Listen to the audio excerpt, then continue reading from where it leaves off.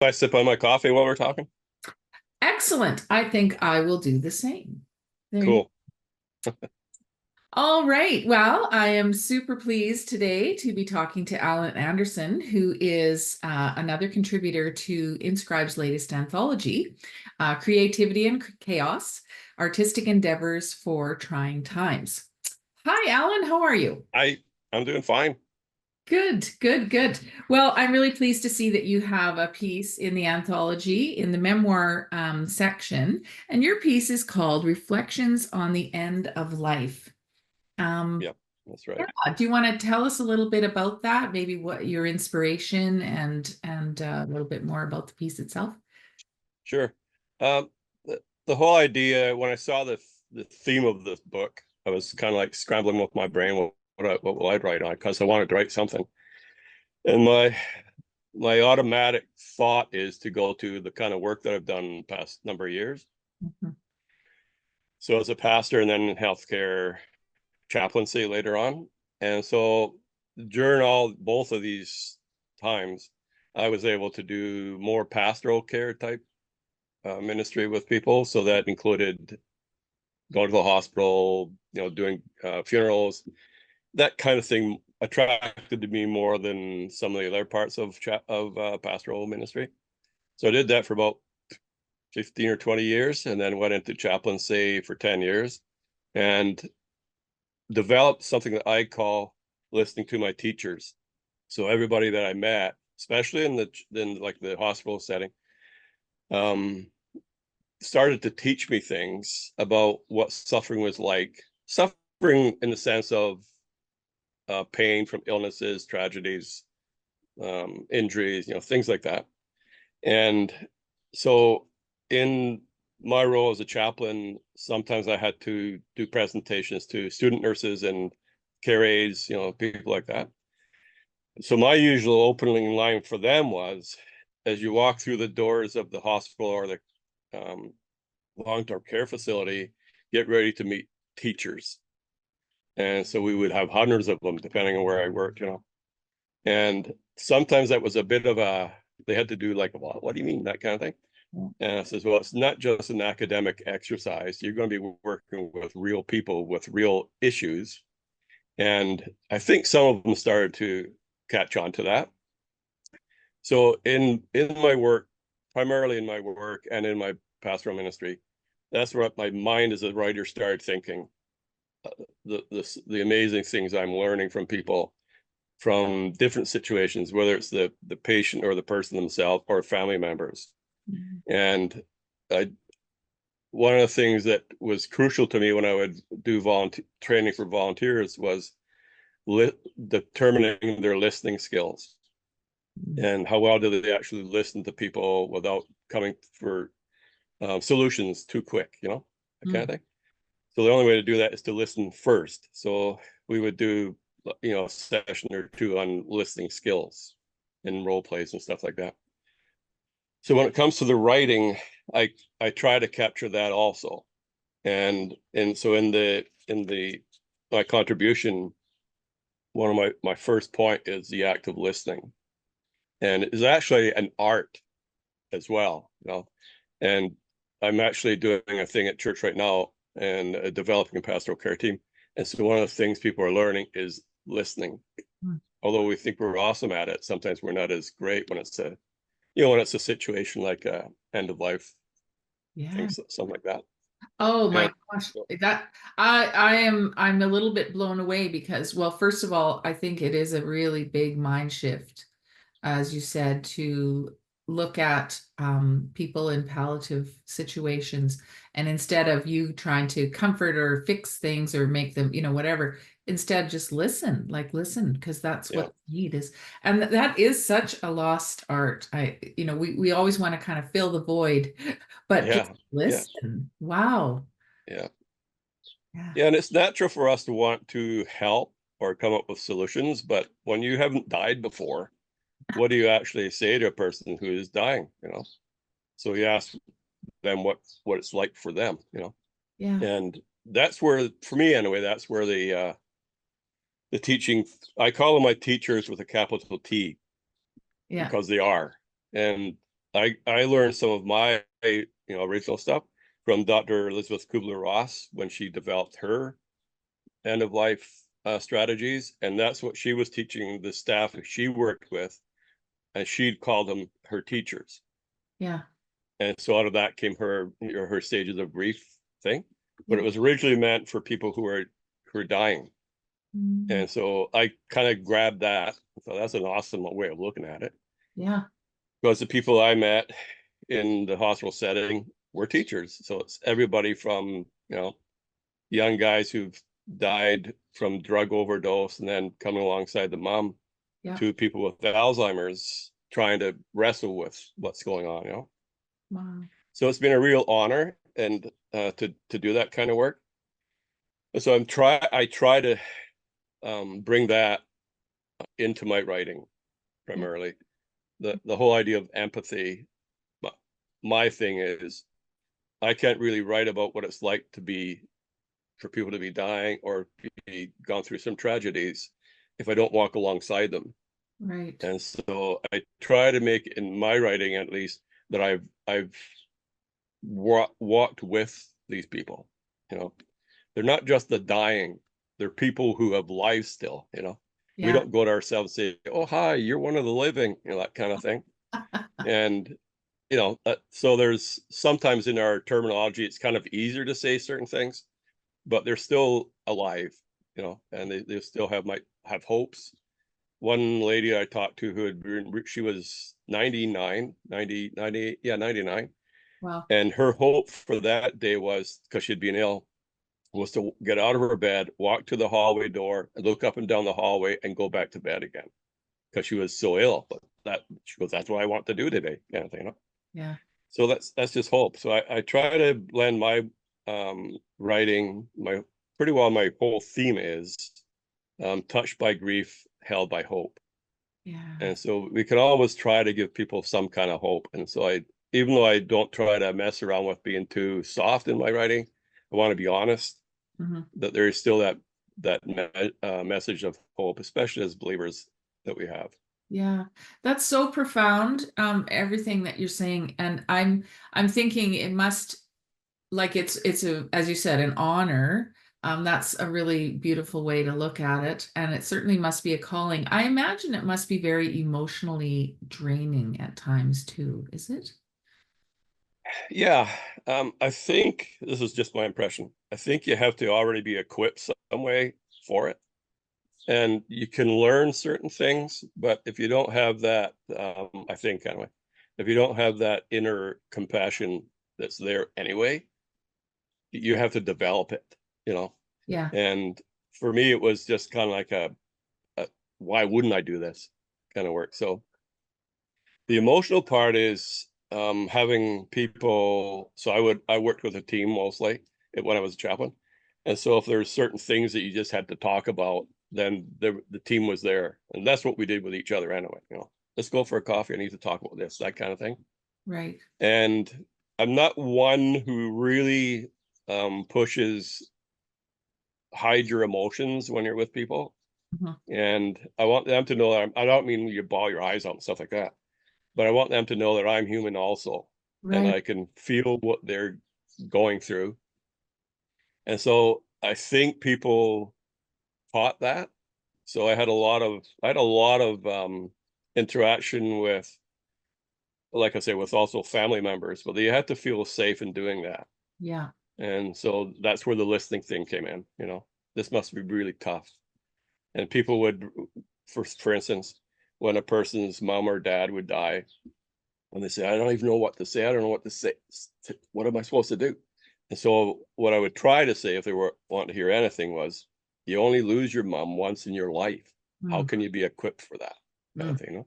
And Yeah. it allowed that whole emotional thing to start, in them. And so often I would hear thanks. I needed to hear that. So it can be subjective, but after learning comes skill. You have an idea of what might work for a Hmm. person. So usually things like that, how long, you only lose your mom once in your lifetime kind of thing. Or what was your mom's name, which is really quite profound for people. And they'll tell the name, and then often the emotions will start from that too, you know. From there. Yeah. Yeah. Wow. So for me, the emotional part was I'd just go for walks, or if I was in an office, I remember one case, and all I did was to go down to my office and I just sat for a while, you know. Then I went and had a coffee kind of thing.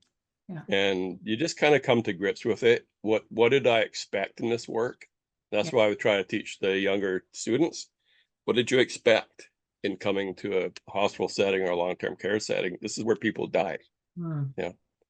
And there was one situation where I was asked to go speak to some students, and unfortunately that week we had a number of people on one of my floors die in the same week, you know. And so one of the and these are young people, these are like early 20s kind of thing.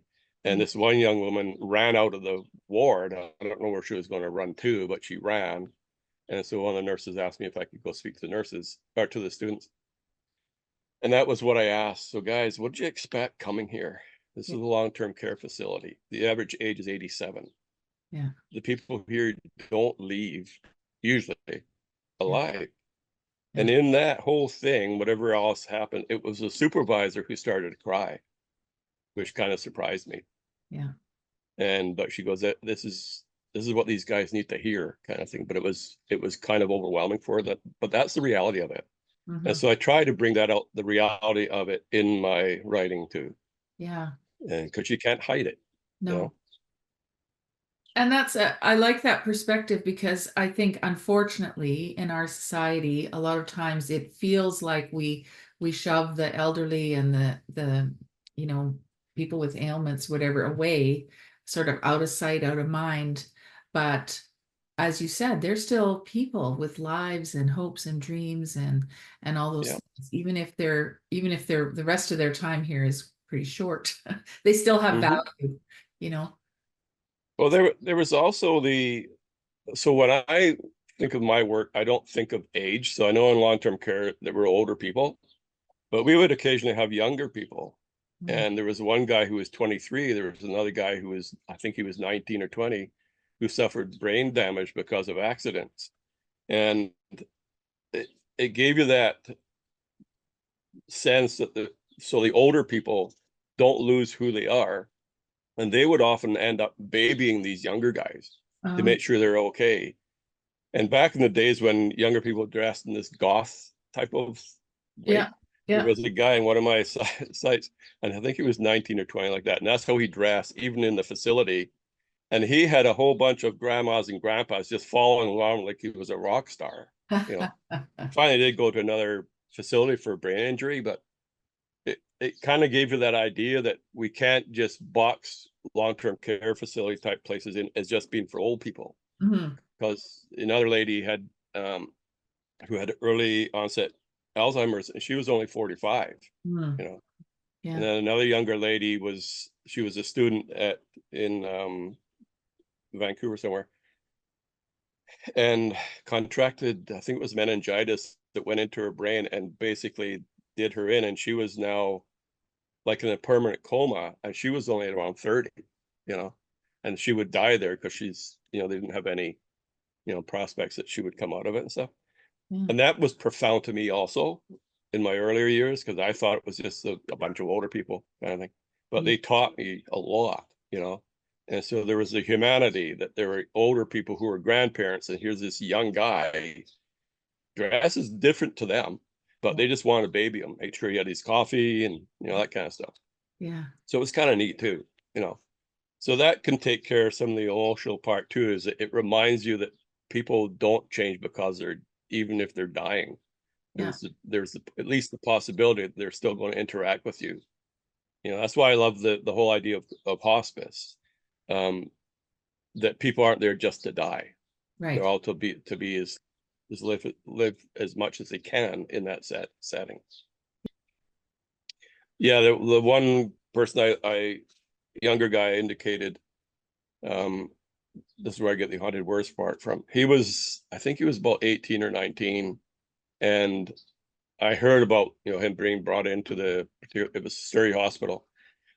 So I went to the nursing station and stuff, and there were three younger people, all under 19, I would say, and standing together and completely frazzled.